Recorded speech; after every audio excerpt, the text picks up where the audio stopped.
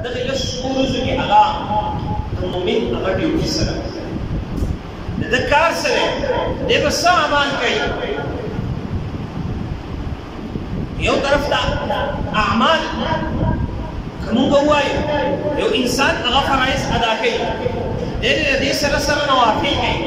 دی د دې سره سره د روژو هغه اهتمام وکړي دی د ذکر و اذکار اهتمام وکړي دی د تلاوت هغه اهتمام وکړي لیکن علما فرمایي د ټولو نه اهم څیز هغه د مسلمان دپاره هغه دا دی چې دی ځان د ګناهونو نه بچ کړي اصل څیز د مسلمان دپاره هغه د ګناهونو نه ځان ساتل دي ځکه کله چې اوسپنه هغه زنګ شي د دې نه بار بار هغه رنګ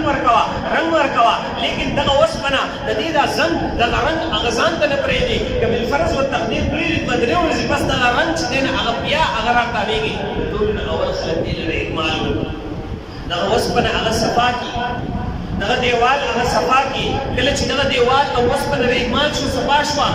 د دې نه بس ته دې له رنګ ورکړه دغه رنګ به ځان ته جذب کړي دغه رنګ به راکاږي دغه رنګ به مضبوط شي دغه رنګ به ښایسته ښکارېږي دغه رنګ علما فرمایي ای انسانه ای مسلمانه ستا دا زړه د ګناهونو په زنګ باندې هغه زنګ دی کلا بل ران علی قلوبهم دغه زړونه په دې باندې زنګ لګېږي دغه زړونه په یو ګناه باندې یو تور ټاکی ولګي په دویم ګناه باندې دویم ولګي حتی تر دې انسان هغه ګناهونه کوي دی توبه نه وباسي د ده دا زړه تک تور شي بیا الله فرمایي کلا بل ران علی قلوبهم د ده په دې زړونو باندې د دې په زړونو باندې هغه زنګ لګېدلی دی دی بیا الله طرف ته هغه نه راځي دی بیا مونځ طرف ته نه راځي دی بیا روژه هغه نه نیسي دی بیا زکات نه ورکوي دی بیا نیکۍ طرف ته هغه نه راځي دی ته هر څومره هغه تقریر وکړه دی ته قرآن مجید هغه ختم کړه دی ته درس و تدریس هغه وکړه لیکن دی ته نیکۍ طرف ته نه راځي ځکه د ده دا زړه هغه تور شوی دی د ده د زړه هغه زنګ اخیستلی دی د دې وجې نه علما فرمایي دغه زنګ به هغه لرې کول غواړي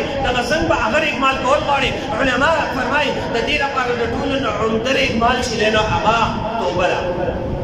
د دې لپاره د ټولو نه عمده اکمال هغه توبه ویستل دي د ګناهونو نه چې مونږ هغه د ګناهونو نه توبه وباسو آینده وخت کې د ګناهونو نه هغه ځان وساتو ځکه علما فرمایي په دغې اولنو لږ شپو ورځو کې د مسلمان د ټولو نه اولنۍ ډیوټي دا ده دی د ګناه نه ځان وساتي دی د غیبت نه ځان وساتي دی د چغلخورۍ نه ځان وساتي دی د دروغو نه ځان وساتي دی بل مسلمان ته د تکلیف رسولو نه ځان وساتي دی د بد ورځو نه ځان وساتي دی دغه ژبه هغه په کنټرول کې کړي دی دغه غوږونه هغه په کنټرول کې کړي دی دغه سترګې هغه په کنټرول کې کړي چېرته په غلط ځای کې دغه سترګې هغه استعمال نه شي دی دغه خپې هغه کنټرول کړي دی لاسونه کنټرول کړي چېرته د دې نه د ګناه یو کار ونه شي دی د خپل زړه هغه کنټرول کړي چېرته ونې کې د ګناه خیال چې دی هغه رانه شي